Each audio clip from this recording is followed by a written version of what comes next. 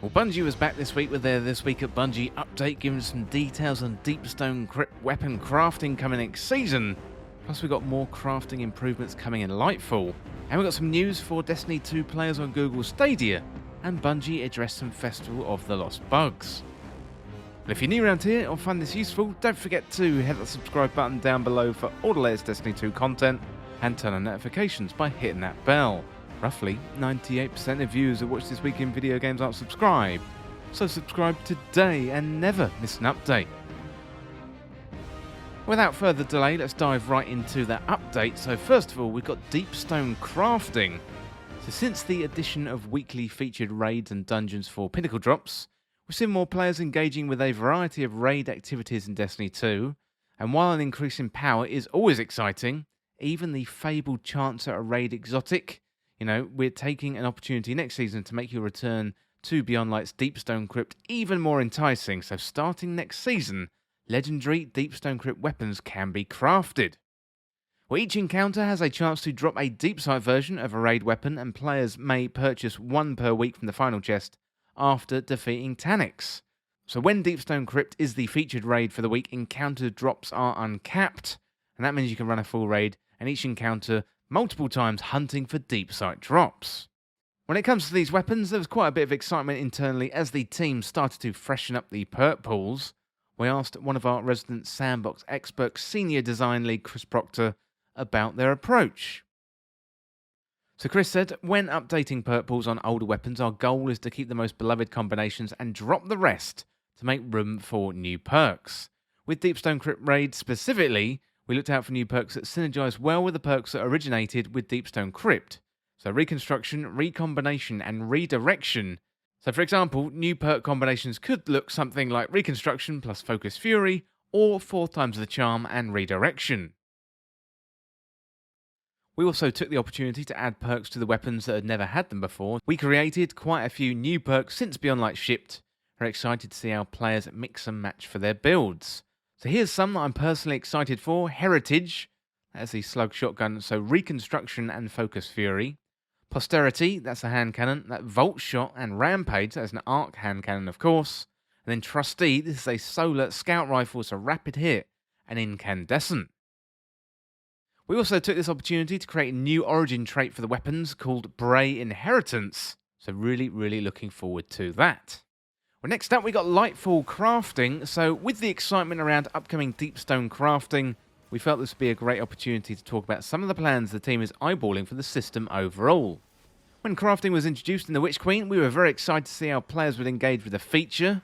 Now, having a direct path to acquiring a powerful perk or a god roll can be a bit risky in a game like Destiny, but we are happy with how players are taking advantage of what the system offers. Well, that said, there are some aspects that the team are looking to address, not only to help address player feedback, but also to improve crafting overall. First of all, let's start with some of the pain points that we'd like to address. So deep sight weapons are far too common, which leads to some confusion over their value and vault stress. To a new player, it can be difficult to understand which weapons are actually craftable. I have that confusion many a time. To an experienced player, deep sight weapons commonly end up in the vault simply for future currency, bringing more stress into inventory management. I can definitely second that one. Deep sight weapons must be equipped for full currency extraction, causing friction with loadouts. And the goal of this was so that a player could try out weapons that normally wouldn't, and to make the currency feel earned. It's also somewhat of a byproduct of our original multi-currency perk system. So while this is nice to have, we do want players to want to try new weapons for other reasons, not just earn crafting currencies. So farming the encounter like Shurochi is a very efficient method for leveling. Now while this can be fun for some, it's tedious and provides no useful benefits to the player or the encounter. There are no methods for increasing a weapon's level outside of equipping it, and as mentioned in our sandbox Q&A, crafted base raid weapons outclass adept raid weapons, and we want to maintain the value of adept weapon reward drops from master raid content. Well, to address these points, the team is actively working on some changes coming with Lightfall. So while these changes are being developed, tested and finalised, I wanted to share our list of goals and some strategies behind them. So goal, reduce deep sight weapon hoarding. Strategy, introduce alternate ways to earn deep sight currencies. Goal, reduce bad luck in weapon recipe unlocking. Strategy, provide opportunities within the crafting system to allow users to deterministically choose what weapon to target, and goal, reduce loadout stress, strategy, reduce player incentives to equip a suboptimal deep sight or crafted weapon, and goal, improve the value of weapon rewards for master raid content, strategy, as mentioned in the sandbox Q&A, give the new Lightfall raid adept weapons access to enhanced perks. In the near term, we do want to give players a heads up, so starting in Lightfall, weapons that cannot be crafted will no longer drop with deep sight. This will help us achieve our goal of reducing deep sight weapon hoarding and help alleviate some of the stress on your vaults. Players who currently have these weapons in their inventory should complete their deep sight objectives and extract their resonant elements before February the 28th to avoid the loss of resonant elements. You can expect more details around the change before Lightfall launches in February. Well, next up we got a Stadia and Destiny 2 update. So with Google's recent announcement that Stadia will be shutting down very soon, we've been working diligently to figure out a solution for players that are on our platform. Now, while we don't have a long-term plan, we do have a short one. So at this time, all players who have their main characters on Stadia should set up cross-save with another platform so they don't lose access to their characters on January the 18th. Stadia players who enable cross-save will be able to use their characters on linked platforms after Stadia shuts down.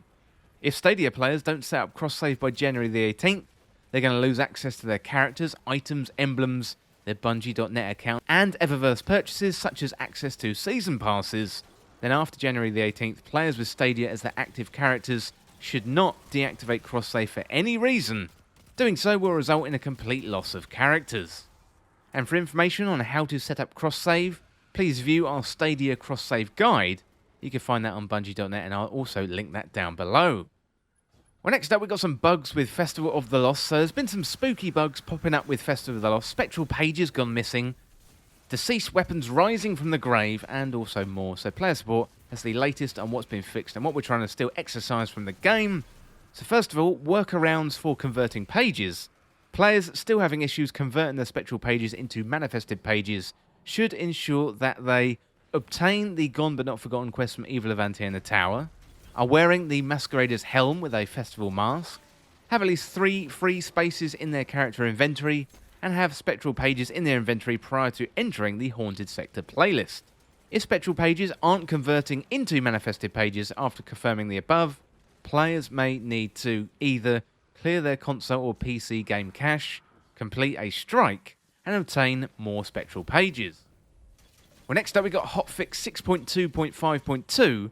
So next Tuesday, November the 1st, Destiny 2 hotfix 6.2.5.2 will be released. So you can view the Destiny server and update status page for maintenance times, as well as the timelines below. So 9 AM PDT, and all these times are in Pacific time. Destiny 2 maintenance begins. 9:45, Destiny 2 is brought offline. 10 AM, Destiny 2 hotfix is going to begin rolling out. And 11 AM, Destiny 2 maintenance completes. So we also have some known issues, so certain shaders may apply textures incorrectly to the pieces of Festival of the Lost mech-themed armor sets. Once resolved, these shaders may display differently on the armor sets. The Sundering Flesh shader applies colouring inconsistently across gear, and a Season 16 emblem drop for Week's 10 Intended Authority Seasonal Challenge, and the All Manifested Pages message appears for players upon entering a Haunted Lost Sector. This message is not accurate and should only appear on completion of a Haunted Lost Sector. Players not losing any pages when this message appears. And the source of retrograde Tura exotic ship is inaccurate. Well, let me know in the comments what you think of the latest news from Destiny 2 and also Bungie. And as always, thank you so much for watching or listening. For more Destiny 2 content like this, hit that subscribe button down below and subscribe to This Week in Video Games. Or you can check me out on Twitter at TWIVG Podcast. Well, if you enjoyed this video and found it useful, liking and sharing the video would really help me out. Otherwise, check out the videos on the channel. Well, thanks again, and I'll see you soon.